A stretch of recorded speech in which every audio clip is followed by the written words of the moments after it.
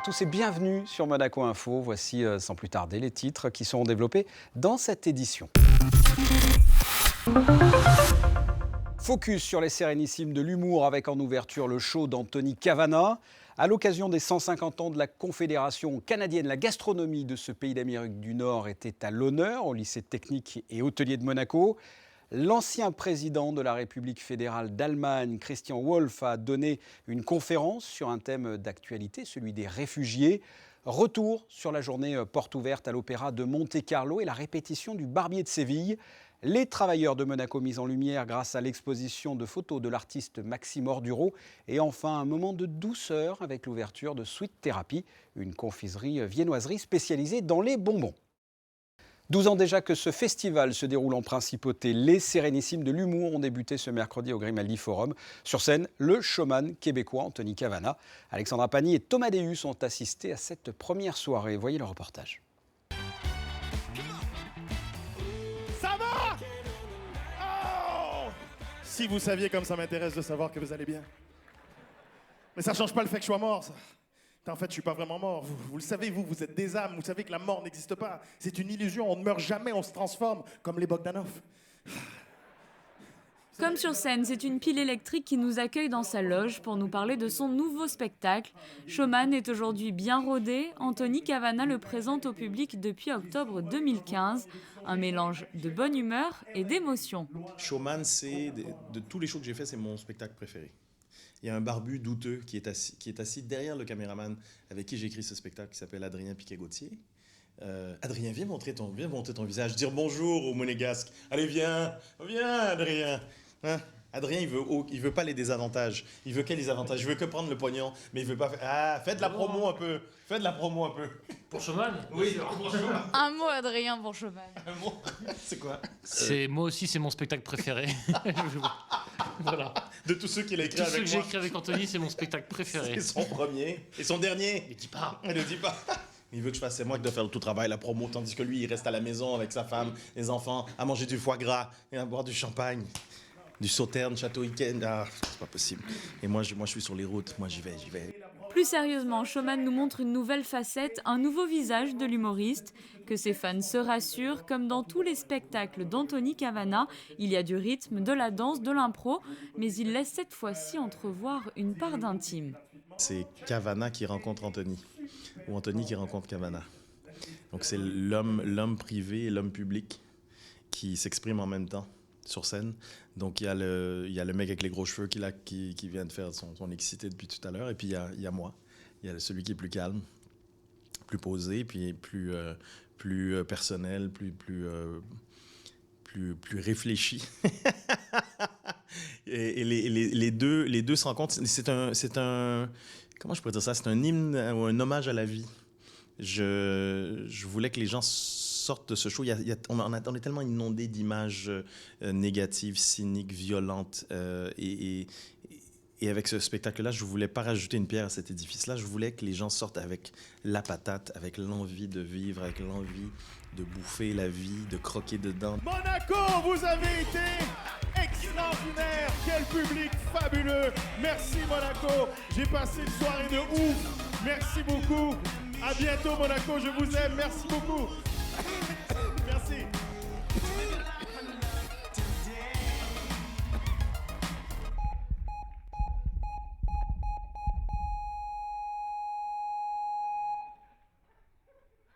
Le spectacle débute après sa mort dans une sorte de salle d'attente où il côtoie les âmes qui se réincarneront prochainement sur Terre. L'occasion de leur donner quelques conseils sur la vie qui les attend là-bas. Ça me revient. Oh là là. Attendez, je sais pas ce qui m'attend après, mais je sais ce qui vous attend, vous. Vous allez devenir humain. Putain, l'illusion, elle était parfaite. J'y ai cru, j'avais l'impression que c'était vrai. Vous allez devenir humain, vous allez voir, c'est le plus beau manège qui existe. C'est le plus beau show de l'univers. Je ne sais pas combien de temps il me reste, mais on va tricher. Je vais vous filer des tuyaux, je vais vous dire ce qui va vous arriver en bas. Vous allez voir, vous allez kiffer. Alors moi sur Terre, j'étais un artiste, j'étais un humoriste. Et je m'appelais Anthony Cavana. Vous ne savez pas c'est quoi un humoriste? Un humoriste, c'est un mec riche qui fait rire des pauvres. Donc, attendez, ça c'est quand ça marche. Hein. Sinon, t'es juste le mec relou au bureau. Hé Michel, tire sur mon doigt. Vous allez voir, vous allez tous être une fois un Michel dans votre vie. Et la question qu'on pose toujours aux humoristes, c'est comment vous faites pour faire rire? Eh bien, sachez qu'il y a des trucs, il y a des ficelles, c'est exactement comme en magie. Alors, je vais vous donner la liste indispensable des trucs qu'utilisent les humoristes pour faire rire le public. Premier truc, quand vous arrivez dans un théâtre, le premier truc qu'un humoriste fait en arrivant sur scène, il demande toujours au public comment il va. Ça va? En vrai, on s'en branle. Donc, demander comment va le public, ça c'est fait. Check. Être méchant avec le public, ça aussi je l'ai fait. Check. En fait, vous savez ce que ça veut dire check, hein? Je vais pas vous faire un chèque. Je sais qu'à Monaco, on parle pas très bien anglais. Hein? Donc, vérifier que le public est bilingue. Check. J'aimerais qu'on fasse le grand écart dans ce show. Qu'on fasse rire et qu'on essaye de tirer une larme à la fin au public, qu'il y ait d'autres émotions dans ce show que le rire. Que les gens sortent de là et disent, ben, j'ai rigolé, mais en même temps, j'ai vécu ça, j'ai ressenti ça, ça m'a fait réfléchir, mon expérience, parce que je ne me place pas du tout en donneur de leçons, je dis, moi j'ai vécu ça, peut-être que, voilà, ce que moi j'ai vécu, peut-être que ça peut vous aider. La vie, la mort, les rapports hommes-femmes, l'humoriste se penche sur nos histoires du quotidien. Après plus de 25 ans de carrière, Showman pourrait être le spectacle de la maturité. Alors, pour circuler sur Terre, comme là vous êtes des âmes, on va vous filer un véhicule qu'on appelle un corps, un peu comme celui-ci. Ah bon, il y en a qui auront mieux, hein? Mais la plupart auront moins bien. Ouais. Attention, il a fait ses preuves, ce corps. Hein? Attention, il a fait ses preuves. Hein? Jusqu'à 35 ans, c'était bec défini, dur, solide, poitrine lisse, pas un poil sur la poitrine. Pourquoi? Parce que le poil ne pousse pas sur le métal. Jusqu'à 35 ans, c'était tablet of chocolate. Bon, après 35 ans, c'était plus danette of chocolate. Mais bon, dans la bouche, ça a le même goût. On reste avec cet accent chantant du nord de l'Amérique. Coup de projecteur à présent sur une opération culinaire au cœur du lycée technique et hôtelier de Monaco. Pendant plusieurs jours, la gastronomie canadienne était à l'honneur. Pour quelles raisons et de quelle manière Sandrine Nègre et Olivier Bonello se sont rendus sur place afin d'en savoir plus. 2017 marque le 150e anniversaire de la Confédération du Canada. Au mois de février, l'aspect sportif avec un match de hockey était organisé à cette occasion. Cette fois-ci, les papilles étaient visées avec la venue dans les cuisines du lycée technique et hôtelier de chefs basés dans les villes de Québec et de Montréal. C'est toujours un enrichissement pour nous de recevoir une culture différente, des habitudes culinaires, puisque nos élèves profitent de cette cuisine différente. Nous avons d'ailleurs, pour cet événement, nous sommes équipés d'un déshydratateur, parce que c'est une technique que nous ne connaissions pas. Et les chefs canadiens donc, nous ont incités à aller dans ce sens-là. Donc c'est une première. Donc c'était pour souligner un petit peu cet aspect pédagogique. Donc pour la première fois, nos élèves vont travailler pour déshydrater des produits. L'idée étant quand même intéressante en termes d'environnement, c'est que tout est récupéré. Les fans de carottes sont broyés et ensuite déshydratés. Donc c'est vraiment une technique intéressante dans tous les sens du terme. Oui, c'est un échange effectivement extrêmement intéressant. Nous avions participé au Nouvel An chinois il y a quelques années, reçu une délégation russe il y a 2 ans je crois, et cette année donc le Canada, donc c'est magnifique pour nous. Et pour assurer donc l'élaboration des recettes, 2 chefs qui ont la particularité de très bien se connaître puisqu'ils sont père et fils. Une belle histoire de famille où la passion et le partage font partie du quotidien. Mais je les enterre complètement de sel et de cassette. Ouais, mais comme ça, on va pouvoir les mettre moins longtemps, on va pouvoir les enlever en s'en allant. Ouais, parce qu'avec ce moment-là... Ben, tu peux faire une couche, un peu de sel au fond, 2 esturgeons, sel, esturgeon, le monter. Tu mettrais peut-être un peu de... Tu mets pas d'épices dans tes salades? Il y avait du poivre. Poivre des dunes? Non, du poivre normal, mais tu peux mettre le poivre des dunes. Tu peux mettre le poivre des dunes, ouais. hein? Ok, parfait. Fiston Raphaël travaille en cuisine avec moi depuis une vingtaine d'années. Donc, Raphaël il est pratiquement né dans le restaurant. On a ouvert le restaurant il y avait 3 ans. Et notre fille Laurie, d'ailleurs, c'est le nom de nos restaurants, Laurie Raphaël, c'est le nom de nos enfants. Laurie est venue au monde en même temps que l'ouverture du restaurant. Donc, ils ont grandi avec nous et ils sont... je pense qu'ils ont tombé dans la marmite, comme on dit chez vous. Hein? Moi, j'ai fait mes études au lycée hôtelier à Nice, au lycée hôtelier Paul Augier.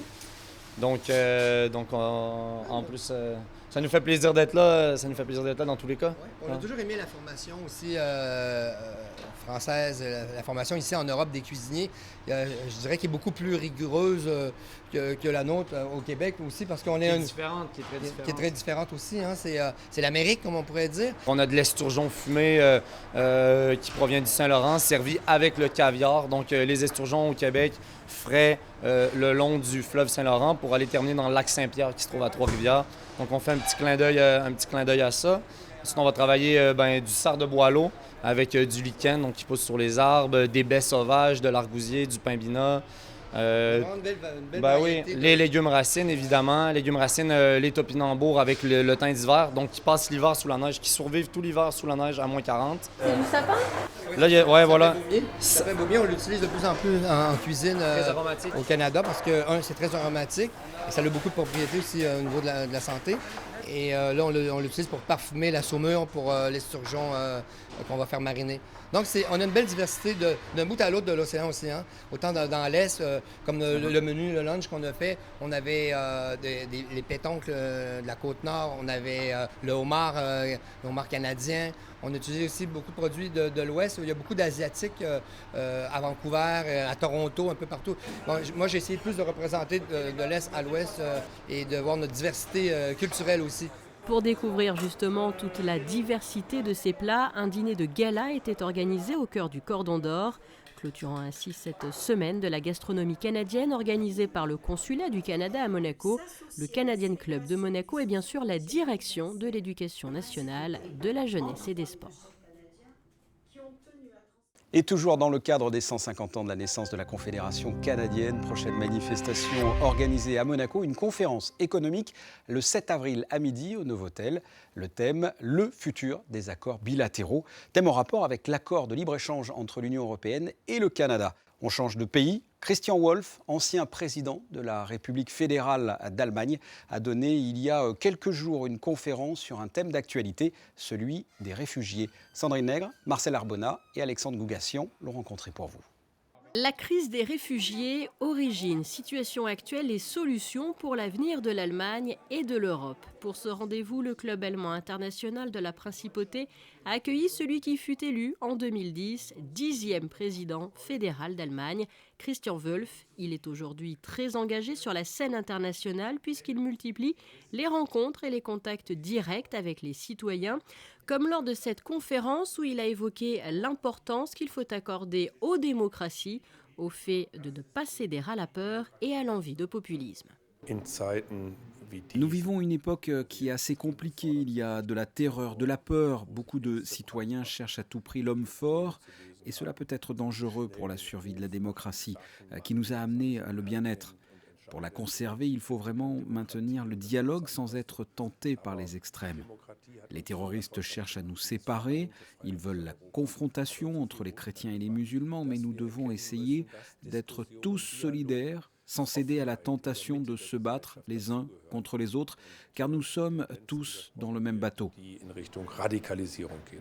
Lutter contre le terrorisme, identifier rapidement les réfugiés qui pourraient être dangereux doivent figurer parmi les priorités des États, mais sans pour autant céder à la haine générale de l'étranger.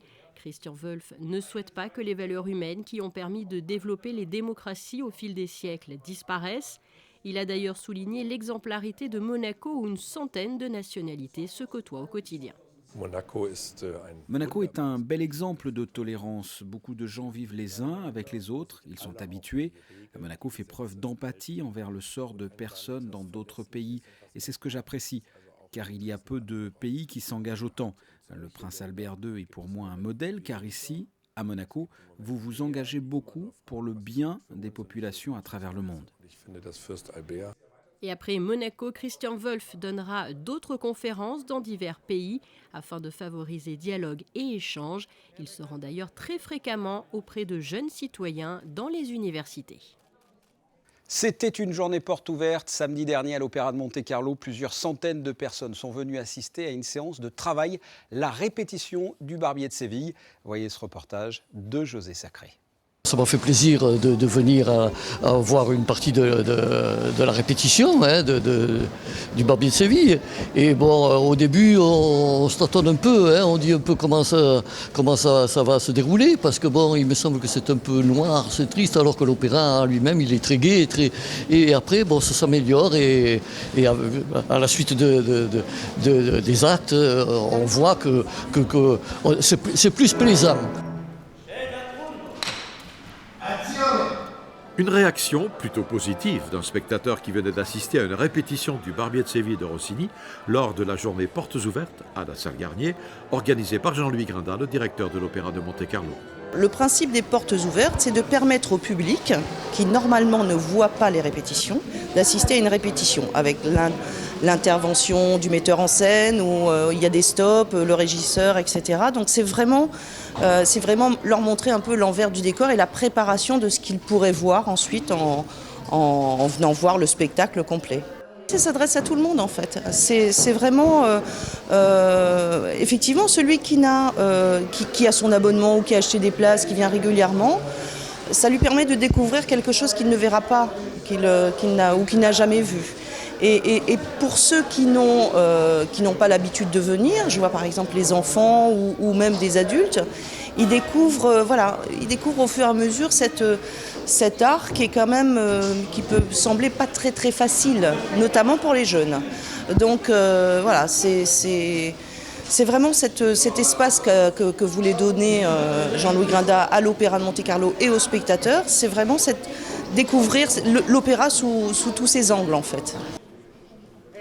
Ça ne vous gêne pas qu'il y ait des arrêts comme ça, que le metteur en scène, le chef d'orchestre fasse reprendre? Non, en fait, non, c'est encore mieux parce qu'on peut avoir le plaisir d'entendre la musique une deuxième fois, de comprendre ce qui aurait pu être encore mieux et de comprendre ce qu'il y a dans le processus de créer cette musique. Il ne chantait pas toujours à pleine voix, ça ne vous a pas gêné? Comme c'est la première fois, je ne sais pas. Mais ça ne m'a pas tellement gênée, non, il faut le dire. L'enfant, on a très apprécié. C'est extrêmement intéressant et puis c'est un merveilleux spectacle, c'est une grande chance.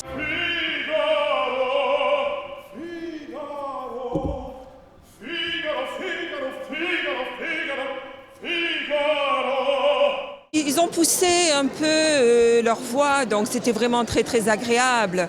Et puis il y avait beaucoup de public, on a beaucoup applaudi, c'était vraiment très très bien. Vous avez fait des photos? Oui. Vous savez que c'est interdit? Je plaisante. Je plaisante. Si vous avez fait des photos, attendez, si vous avez fait des photos, c'est que vous aviez envie de garder un souvenir. Oui, je suis déjà venu. Oui. Mais vous aviez envie d'un souvenir? Oui, en plus, oui, c'était bien. Ça veut dire que ça vous plaisait? Absolument.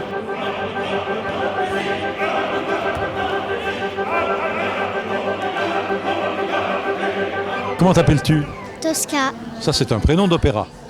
Oui. C'est la première fois que tu viens à l'opéra? Oui. Alors, comment tu as trouvé? Bien. Qu'est-ce que tu as aimé? Le dernier. Ah ouais? Est-ce que c'était drôle par moment? Oui. Ouais. Ça te donne envie de chanter plus tard? Non. La salle était quasiment complète et là, on est vraiment content. On est ravis. Moi, je suis ravie également parce qu'on a des petits. Je vais les amener visiter en cachette un peu les coulisses, les costumes, etc. Et je pense que c'est important. Et ça permet aussi, quand les parents emmènent leurs enfants, une journée porte ouverte, l'enfant est fatigué, il s'en va. Voilà. Mais c'est à petite dose. Donc voilà, c'est une belle opération pour nous. C'est entrée libre et sortie libre. C'est entrée libre, alors sortie libre pour les enfants, mais c'est pas, on fait pas des allées-venues parce que c'est quand même une séance de travail. Donc le metteur en scène, celui qui a la lumière, tous ceux qui sont sur scène ont besoin quand même d'être concentrés sur ce qu'ils font et on peut pas faire rentrer, sortir les gens comme ça, quoi.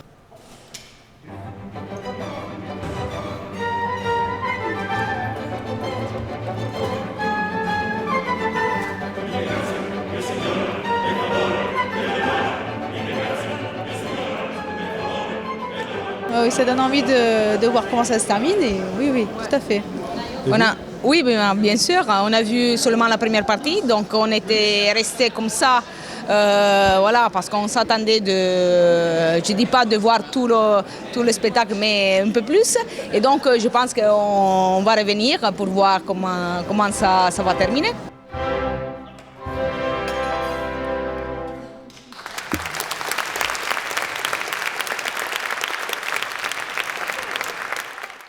Culture, toujours avec une exposition de photos à suivre dans ce prochain sujet. L'artiste Maxime Orduro a mis en lumière les travailleurs de Monaco. Une exposition dans les locaux de l'AIAP au disquet Antoine Ier. Reportage. Hands of Monaco, voici le nom de l'exposition, ou encore les petites mains de Monaco. 47 photos, qu'elles soient en noir et blanc, en couleur, en argentique ou en digital. Elles ont tout un point commun. Le photographe franco-américain Maxime Orduro a voulu mettre en valeur les travailleurs qui viennent chaque jour en principauté. Ce sont que des métiers, des gens dont on a besoin, que ce soit pour construire le Grand Prix, que ce soit la boulangerie, que ce soit les vêtements, tout. Et ces gens-là, je trouvais qu'on a tendance à les oublier. Ils sont limite méconnus. Et donc ça me tenait à cœur, une mission personnelle, de les mettre en valeur, de les mettre soit à lumière. Et je me suis pris de la manière suivante. Ça a pris du temps d'aller voir chaque entreprise, l'autorisation, mais au moins c'est carré, bien fait. Et chaque entreprise qui a dit oui, voilà, je suis resté quelques heures, j'ai côtoyé les gens, j'ai appris à les connaître, m'immerser dans l'entreprise et après les prendre sur le vif, dans l'action, pour rester au plus naturel et réaliste de leur mouvement et capter vraiment le moment, l'essence de leur travail. 47 photos, un marqueur, une sorte de témoignage de ce qu'est le travail à Monaco en 2016-2017. Maxime Orduro souhaiterait dans l'avenir que Hands of Monaco devienne une exposition itinérante. Il prépare également une nouvelle exposition à Beaulieu-sur-Mer en septembre, avec pour thème le voyage. En attendant, Hands of Monaco est visible au disquet Antoine Ier dans les locaux de l'AIAP jusqu'au 30 mars. Du nouveau à Monaco pour les gourmands avec l'ouverture de Sweet Therapy située à l'allée Lazare Sauvégo, une confiserie viennoiserie qui propose toutes sortes de douceurs ainsi que des compositions faites naturellement de bonbons pour des cadeaux originaux. Reportage de notre pomme d'amour à nous, Dominique Poulain. Imaginez, posé sur votre bureau, juste à côté de vous, un paquet de bonbons. Même si ce n'est pas toujours bon pour la santé, on a envie d'en manger autant que l'on veut, sans même avoir faim. Dans cette confiserie viennoiserie, les clients trouvent un vaste choix de bonbons, de dragées et autres friandises, acidulés, aux fruits, entortillés ou encore en papillotes. Il y en a pour tous les goûts, de quoi faire succomber le consommateur à tous les coups.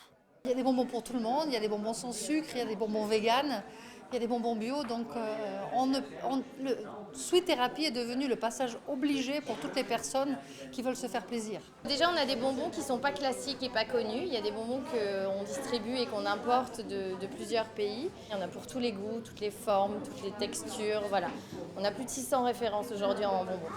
Cette boutique a ouvert ses portes le 8 mars, le jour de la Journée internationale des droits des femmes. Et ce n'est pas un hasard, car à l'origine de Sweet Therapy, deux jeunes femmes, Elisabeth, qui s'occupe en particulier de la partie administrative, et Sandra, qui, elle, réalise les compositions, comme cet arbre en bonbons fait de bandos et de dragibus. L'idée, c'est d'avoir des compositions à offrir lorsqu'on est invité à dîner, pour varier avec les bouquets de fleurs et les bouteilles de vin. Quand on n'a pas d'idée, on offre un gâteau de bonbons à partager en fin du repas. C'est très convivial, c'est coloré. Alors le nom de Sweet Therapy, c'est justement pour apporter un peu de joie et de sucre et de plaisir sucré aux gens. Depuis plusieurs années maintenant, les bonbons ne sont plus de simples confiseries.